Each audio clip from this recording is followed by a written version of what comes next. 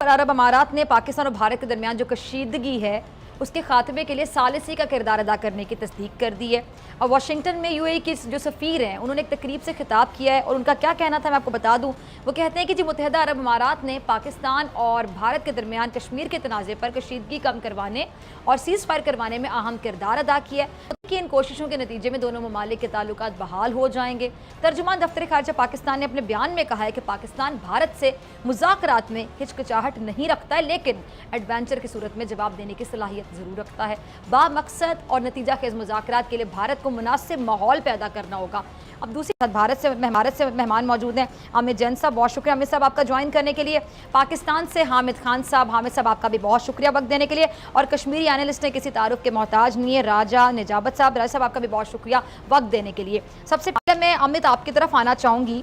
अब ये जो मसला है, आपको पता है कि ताल्लुकात की बहाली की बात हो रही है, अगर कोई मीडिएटर का किरदार अदा करता है, सालिसी का किरदार अदा करता है, ये बहुत अच्छी बात है। खित्ते में अमन होगा, भारत पाकिस्तान के ताल्लुकात बेहतर होंगे, इसमें कोई बुरी बात नहीं है। लेकिन पाकिस्तान क्लियर कर चुका है कि जब तक मसला कश्मीर पर बात नहीं होगी, उसका हल नहीं निकाला जाएगा, तो तिजारत या ताल्लुकात मतलब नहीं हो सकते, इम्पॉसिबल है।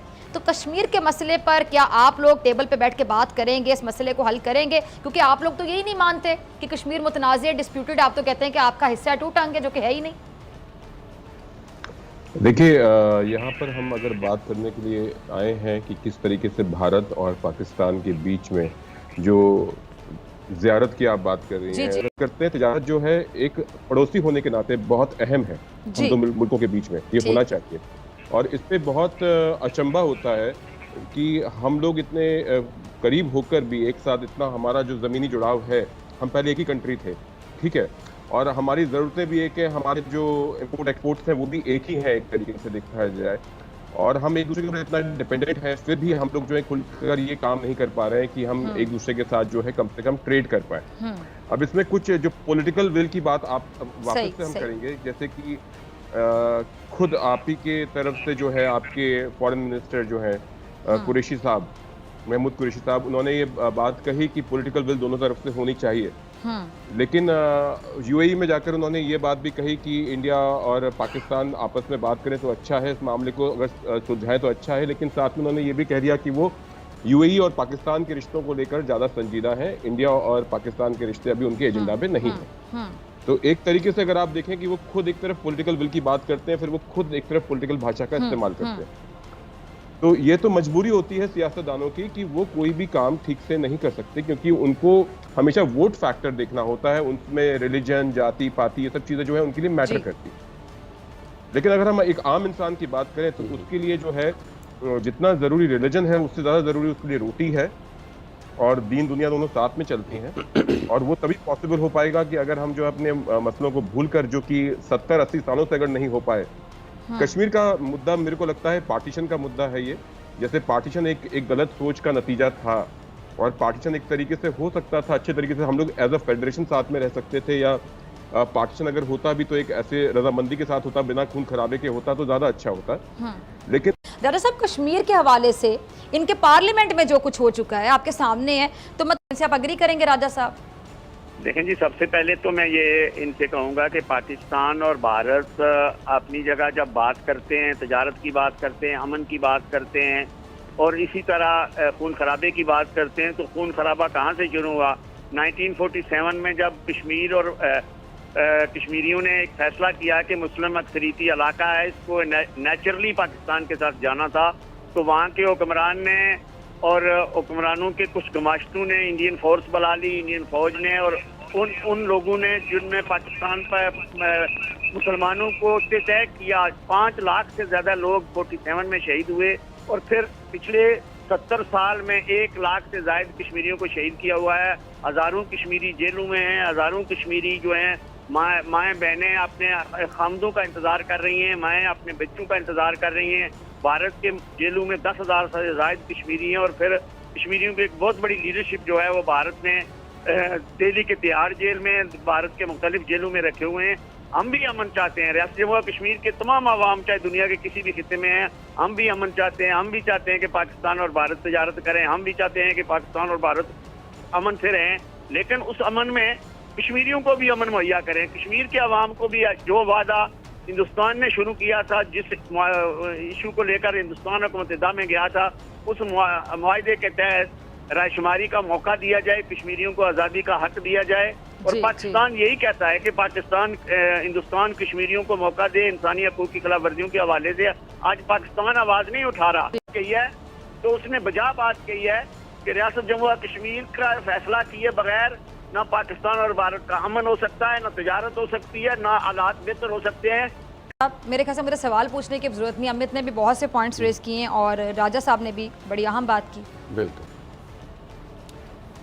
बिल्कुल। मैं ये कहूँगा, देखिए डॉक्टर फिज़ा, बात ये है कि ये जो अभी हमने यूएई की कोशिशों की जिक्र किया है पाकिस्तान और भारत के दरमियान कुछ अमन करवाने की और कुछ राब्ते करवाने की, ये यूएई की बहुत अच्छी कोशिश है, लेकिन ये कोशिश ज़ाया हो जाएगी, बेकार हो जाएगी जब तक भारत की तरफ से नेक नीति नहीं होगी, भारत की तरफ से वो नहीं होगा कि बगल में छुरी और मुंह में राम राम। अगर यही चलता रहेगा तो नामुमकिन है किसी भी किस्म का खित्ते में अमन हो जाना। क्योंकि आप ये बात जानती हैं कि कश्मीर का मसला जो है, जिसमें 1 लाख लोगों की जान चली गई है, आज कश्मीर दुनिया की सबसे बड़ी जेल बना हुआ है। और मैं राजा नजाबत साहब से थोड़ा इख्तिलाफ करूंगा, भारत ना तो उनको अपना शहरी मानता है, अगर भारत उनको अपना शहरी मानता होता तो उनको इस तरह अपनी कॉलोनी या नौ आबादियाती या गुलाम रियासत की तरह ना रखा जाता। क्योंकि गुलाम रियासतों के साथ जो सलूक किया जाता है, आज कश्मीरियों के साथ तो वो सलूक किया जा रहा है। और पाकिस्तान की नीयत तो साफ है। पाकिस्तान के प्राइम मिनिस्टर ने 2-3 बार कहा कि जी अगर भारत 1 कदम बढ़ाएगा अमन की तरफ, हम 2 कदम बढ़ाएंगे। भारत अमन चाहता है तो हम खित्ते में अमन चाहते हैं, लेकिन कश्मीर के मसले के हल के बगैर, आज़ाद कश्मीर में जिसको कहते हैं प्लेबेसाइट हुए बगैर, मुनसिफाना इंतखाब हुए बगैर, जिसमें कश्मीरियों को हक के खुद इरादी मिले और कश्मीरी अपने मुस्तकबिल का फैसला खुद करे। बदकिस्मती की बात यह है कि इंडिया इस वक्त बदतरीन फाशिस्ट जो हुकूमत है वो चला रही है। बदतरीन हुक्मरान है इंडिया के, जिनके नज़दीक किसी भी तरह हिंदुइज़्म और हिंदुत्व के अलावा और कोई बात उनको समझ ही नहीं आती है। और मैं तो ये समझता हूँ कि जो इंडिया है वो सिर्फ टाइम गेन करना चाह रहा है। वो दोबारा से जब ये थोड़ा सा ये गर्मियाँ आएंगी तो आप देखिएगा कि फिर एकदम से टेंशन बढ़ जाएंगी। कि 11 से ज़्यादा आज़ादी की तहरीकें चल रही हैं इस वक्त इंडिया के अंदर। इसका मतलब ये कि इंडिया के 11 जिसको कहते हैं ना टोटे होने वाले हैं। बात तो भारत के लिए समझने की है, मोदी सरकार के लिए समझने की है कि अगर वो अभी समझदारी का सबूत दे दें और अभी कुछ ऐसा करें जिससे जिसका हक खुद इरादियत है, कश्मीरियों का है, उनको हक खुद इरादियत दिया जाए। पाकिस्तान तजारत में पीछे हटने को तैयार नहीं है। पाकिस्तान ये कहता है कि तजारत तब हो सकती है जब अमन हो खित्ते में। हम ये तो नहीं कर सकते कि इंडिया को अफगानिस्तान तक के लिए ट्रांजिट ट्रेड दे दें और जनाब जितना मर्जी जाए और पाकिस्तान बीच में देखता रहे कि हमारे कश्मीरी भाइयों का रोज़ाना हज़ारों सैकड़ों के हिसाब से खून बह रहा है। अभी पूरी दुनिया जो है वो देख रही है। अब किसी का सालिसी का किरदार की पेशकश करना या मीडिएटर के किरदार की पेशकश करना, ये इटसेल्फ इस बात का सबूत है कि तमाम लोग देख रहे हैं कि कश्मीर में आप लोग कितना जुल्म कर रहे हैं और भारत तमाम हदें पार कर रहा है। क्योंकि अब ये ऑन रिकॉर्ड है चीज़ें, अब ये सोशल मीडिया का दौर है। आपका मीडिया रिपोर्ट नहीं करता, लेकिन सोशल मीडिया पे बहुत सी चीज़ें, बहुत सी वीडियोज़ ऐसी आ चुकी हैं कि तमाम जो खबरें हैं, जो हकाइक है, ग्राउंड रियलिटीज़ है जो वहाँ पर हो रहा है, अब वो लोगों से ढका छुपा नहीं है। मुझे समझ नहीं आती कि आप तमाम लोग जो इंडिया में समझ बूझ रखते हैं, आप लोग उस जुल्म पे क्यों नहीं बोलते हैं? आप लोग क्यों खामोश हैं? मैं तो कहती भारत के अंदर से लोगों को बोलना चाहिए, कुछ हैं जो बोलते भी हैं। क्या मैं कुछ बोल सकता हूँ? जी प्लीज, आपसे सवाल मैंने पूछा अमित साहब, आप जवाब दीजिए। जब मुझे बताया गया था कि ये प्रोग्राम भारत और इंडिया के बीच जो ट्रेड बहाली को लेकर है, तो मैंने इसके लिए हामी भरी थी। अगर मुझे ये मालूम होता कि इसमें आप सिर्फ भारत के खिलाफ गलत जहर बोलने वाले हैं और सारी झूठी मनगढ़ंत बातें बोलने वाले हैं, तो मैं बिल्कुल इसमें हिस्सा नहीं लेता। पाकिस्तान बहुत ऑब्सेस्ड है इंडिया से और पाकिस्तान को अपनी मनगढ़ंत तो कोई भी नहीं चाहिए। पाकिस्तान को पहले अपने बलूचिस्तान को देखना चाहिए, जो शियाओं की हत्याएं हो रही है पाकिस्तान में, वो देखना चाहिए। जो कश्मीर का हिस्सा हड़प कर बैठे हैं वो देखना चाहिए। पाकिस्तान को ये देखना चाहिए कि 80 साल होने को आ रहे हैं, आप इलेक्शन करवा लें और आप देख लें कि कहां आप रेफरेंडम करवा लें। अगर यूएई अगर आपसे 38 अरब डॉलर लेना चाहता है या 1 अरब डॉलर लेना चाहता है, इसलिए वो आपको फोर्स कर रहा है कि आप इंडिया के साथ वापस से बात करना शुरू करें। और रही आप सारी एक ही, आपका सारा मीडिया एक ही कैसेट क्यों चलाता है अमित? आपका मीडिया एक ही कैसेट क्यों चलाता है? आप सारों को एक ही फीडबैक दिया जाता है। मैं ये हैरान हूँ, आप सारों को एक ही फीडबैक दिया जाता है। बात करें, आप मुझसे किसी मुल्ला मौलवी की तरह बात मत करें जो कि ना पढ़ा लिखा हुआ है।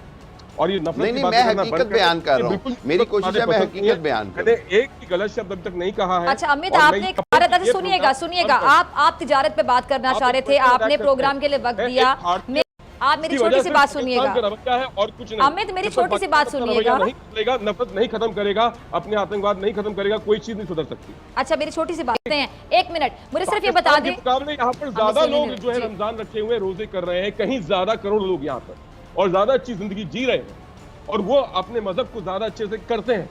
तो हर चीज के बारे में इल्म होता है हमें, इस्लाम मैं के बारे में बताऊं वहां भी, कैसी मुस्लिम जिंदगी के बारे जी में रहे भी, हैं। क्रिश्चियनिटी के बारे में भी है, बुद्धिज्म के बारे में भी है, लेकिन वहां सिर्फ हमने देखा दकियानूसी के अलावा कुछ है नहीं। रिलीजन के नाम पे लोगों को बेवकूफ बनाया जाता है और हर चीज में सिर्फ जहर घोला जाता है। ये क्या तरीका है? किस तरह का इस्लाम आप लोगों को सिखाएंगे? हामिद खान साहब, आप कुछ कहना किसी को ही मिटाना चाहते हैं, आप अपने वजूद को मिटाना चाहते हैं। मैं